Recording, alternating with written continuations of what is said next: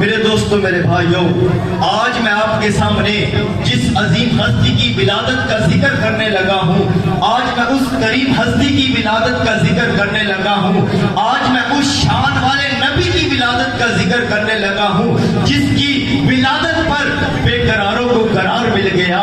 آج میں اس کریم مصطفیٰ کی ولادت کا ذکر کرنے لگا ہوں جس کی ولادت پر بے سکونوں کو سکون مل گیا، جس کی ولادت پر بے سہاروں کو سہارا مل گیا۔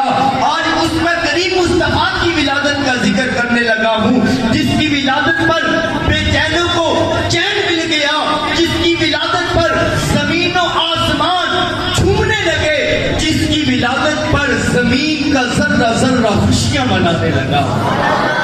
میرے دوستوں، میرے بھائیوں، حضرت سیدہ عائشہ صدیقہ رضی اللہ تعالیٰ عنہ آپ فرماتی ہیں، مکہ مکرمہ میں ایک یہودی تاجر رہتا تھا جس نے پہلی آسمانی کتابوں میں سے حضور نبی کریم صلی اللہ علیہ وآلہ وسلم کی ولادت کی کچھ نشانیاں پڑھ رکھی تھی۔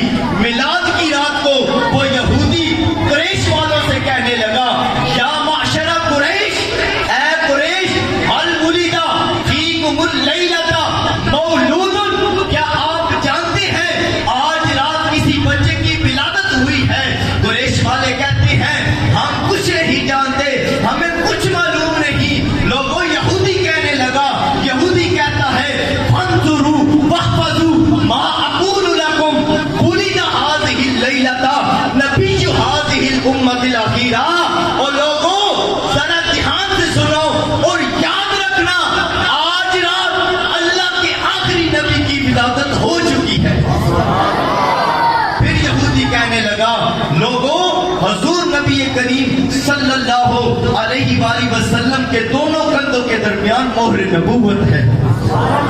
لوگ اس کی باتیں سن کر حیران ہو کر، پریشان ہو کر اپنے گھروں کو چلے گئے اور اس بارے میں معلومات حاصل کرنے لگے، اس بارے میں معلومات حاصل کرنے لگے۔ جب لوگوں کو یہ پتہ چلا، جب لوگوں کو یہ علم ہوا کہ آج رات عبد المطلب کے گھر میں ایک چاند طلوع ہوا ہے، آج رات عبد المطلب کے گھر میں ایک چاند طلوع ہوا ہے اور اس کا نام محمد صلی اللہ علیہ وآلہ وسلم رکھا گیا ہے۔ لوگوں نے اس یہودی کو جا کر بتایا کہ اے یہودی، تو سچ کہتا تھا، آج رات عبد المطلب کے گھر میں ایک چاند طلوع ہوا ہے۔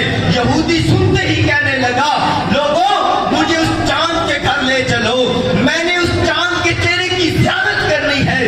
جب یہودی سیدہ آمنہ رضی اللہ تعالیٰ عنہ آپ کی بارگاہ میں آیا، آ کے عرض کرنے لگا، اے سیدہ آمنہ، مجھے اپنے چاند سے بیٹے کی زیارت کروائیے۔ میرے دوستوں، جب یہودی نے حضور نبی کریم صلی اللہ علیہ وآلہ وسلم کے چہرے کی زیارت کی اور حضور صلی اللہ علیہ وآلہ وسلم کی پشت مبارک پر وہ خاص بات دیکھے تو یہودی بے ہوش ہو کر زمین پر گر گیا۔ لوگ، یہودی بے ہوش ہو کر زمین پر گر گیا۔ جب ہوش آیا تو لوگوں نے پوچھا، اے یہودی، تجھے کیا ہوا تھا؟ تو کیوں بے ہوش ہو گیا تھا؟ یہودی کہنے لگا، لوگوں، یہ بچہ کوئی عام بچہ نہیں ہے اور اس کی پشت پر جو بال ہے یہ کوئی عام بال نہیں ہے، بلکہ یہ اللہ کے آخری نبی کی نشانیاں بن رہا ہے۔